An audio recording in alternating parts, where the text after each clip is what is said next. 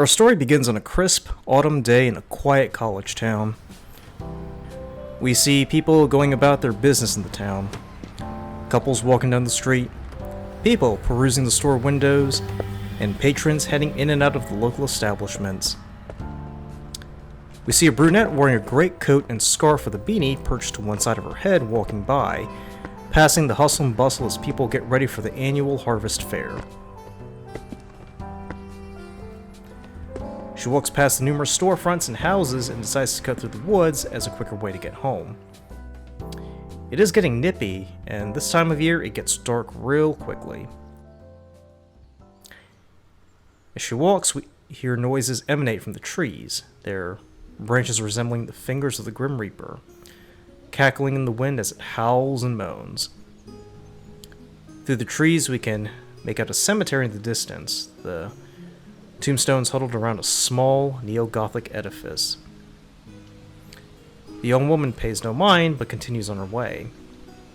However, the woods seems a lot bigger than she remembers. She's passed through it many times, but it was always a short breeze. Now it's as if it's grown larger with every step taken, and she seems a bit unnerved by it. The hell? Unbeknownst to her, there's something watching her through the bramble and underbrush. It moves stealthily, like a snake, but we don't know what it is. Its dead eyes peer through the branches and follows the girl as she walks along. Presently, she comes to a large wall with a great iron gate. As she approaches, vines curl around the lock, and she walks over and fiddles with the lock. As she struggles, she tries pulling the vines away, but they won't budge. What? It's like they just grew over the lock overnight. As she wrenches one of the vines off, the figure slowly curls into view. She notices a presence and turns around to see nothing. She is all alone in the wood. She sighs and turns around and pulls the last of the vines off the lock and pushes the gate open, albeit with some difficulty, and walks through the ancient archway. She finds herself on a ledge overlooking a ravine that goes down to a creek that is gurgling. The trees have formed a natural archway, and she gingerly walks through the archway, careful to avoid the rocks as she picks her way through the woods. The same figure, continuously peering through the trees and underbrush, slithers parallel to her. Presently she arrives at a fork in the wood, and as she prepares to go left, her usual course, she hears a voice. "Oh, I wouldn't go there if I were you." "Excuse me?" "I wouldn't go there. You wouldn't like what you see if you go down that path." "I take this path nearly every day to get home." "Alright. Don't say I didn't warn you." She looks around, wondering if anyone else was around to hear the voice, or even the conversation. She hesitates for a second, wondering what the voice meant, but she eventually turns and heads down the left path. As she walks, she notices it getting darker, but dismisses it as usual for the autumn. As she hurries along the path, she hears rustling. As she sees the rooftops of her neighborhood, her pace quickens but suddenly stops. She looks down and sees she's standing on a bed of what appears to be weeds. Really? You think the neighborhood would do something to manage all this? As she lifts one foot out, a root shoots out of the ground and wraps around her and pulls her down. As she falls to the ground, she looks around with a panicked look on her face. Hello? Hello? She tries to pull the roots off her ankles, and as she does so, more wrap around her wrists, binding them. She feels herself being pulled, and she wonders on what the voice said earlier. Shit! Why didn't I listen to that weird voice? As she's being pulled along, she sees animals in the treetops scurry away, as if they're afraid of something. Suddenly she stops, but the vines and the roots do not loosen their grip. She hears footsteps and turns around. Alright, look. If this is some sick idea of a Halloween prank, it's not appreciated. I've had a busy day and I just want to get home. So, if you don't mind... She looks up to see a tall tree figure with something that resembles a face near the top looking down at her. Hey there. Mind helping a girl out? The tree figure bends down and grabs her. It picks her up and slings her on its shoulder and lumbers off with her kicking and screaming. Let me go! Let me go, you ent! But it appears to not listen, but continues lumbering forward. Oi! It turns and an axe flies out of nowhere and severs its arm, dropping the girl. As the vines loosen, she rips them off as the tree figure roars and lumbers towards the direction of the voice. The girl looks around as she feels something. Holy shit! She sees a figure dressed in a coat grinning at her. She feels uneasy, but he grabs her by the hand. Come on! He pulls her without a second thought, and they crash through the bramble. They can hear the figure roar as it figures out it was tricked, and turns around and charges into the thicket.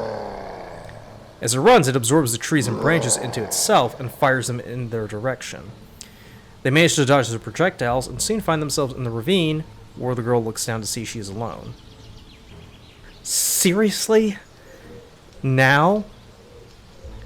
She hears a roar and turns to see a great wolf tearing the tree figure and then bounds towards her and lowers its back. She climbs on and it runs towards the tree creature, where she sees it reforming its body in quick succession.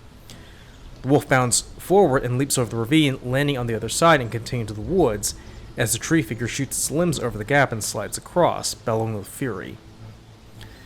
The wolf stops in a clearing and deposits the girl onto the ground and turns back into the strange man, who pulls out a matchbook and lights a cigar before tossing it to the ground. She sees green flames shoot out from the ground, and as the tree creature charges forward, the flames form a circle.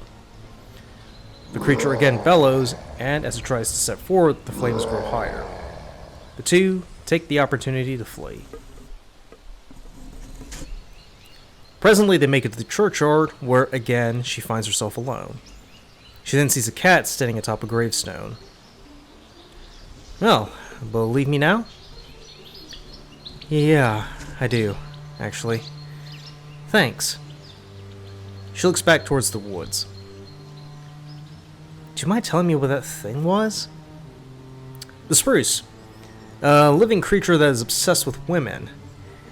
It wants to achieve humanity and believes love will bring it closer. She squints at this. Really? Well, it's what I've been told. They're a peculiar branch, pardon the expression, and keep to themselves, really. The cat leans forward. Say, we haven't been introduced.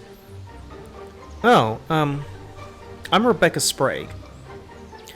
Pleasure to make your acquaintance, Rebecca Sprague. I'm the boogeyman. Rebecca stares incredulously at him. Seriously? The shape-shifting monster that hides in closets and under the bed. Honestly, you do that one time and suddenly that's your MO.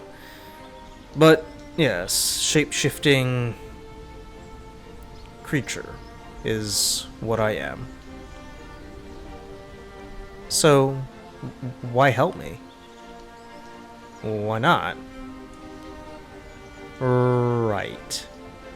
She turns to head home. Well, listen, not to sound ungrateful, I am, truly. But I need to get home. It's getting dark and it's really cold. The cat just smiles in response. I'll manage. Thanks. The cat alights from the gravestone and walks up towards her. I don't need an escort. As she brushes the cat aside and walks off, the cat just sits there, looking after her. Presently, Rebecca makes it home. She closes the door and turns on the heat and walks over to the kitchen and puts on a kettle. As she pours herself a cup of tea, she walks over to the window overlooking the wood. She stares for a second and thinks she sees something moving in the background, but dismisses it. A living spruce.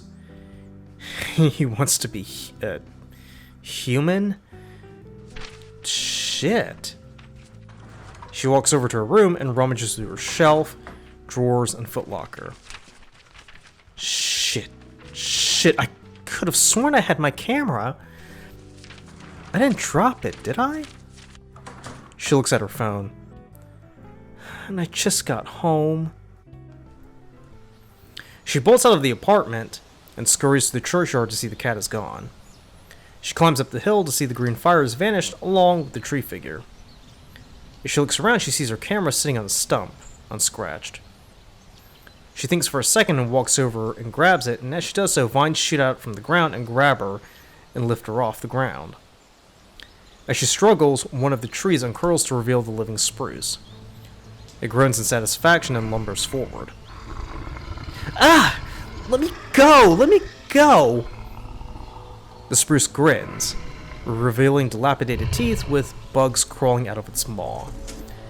As Rebecca is drawn closer, she turns away and closes her eyes, still struggling against the vines.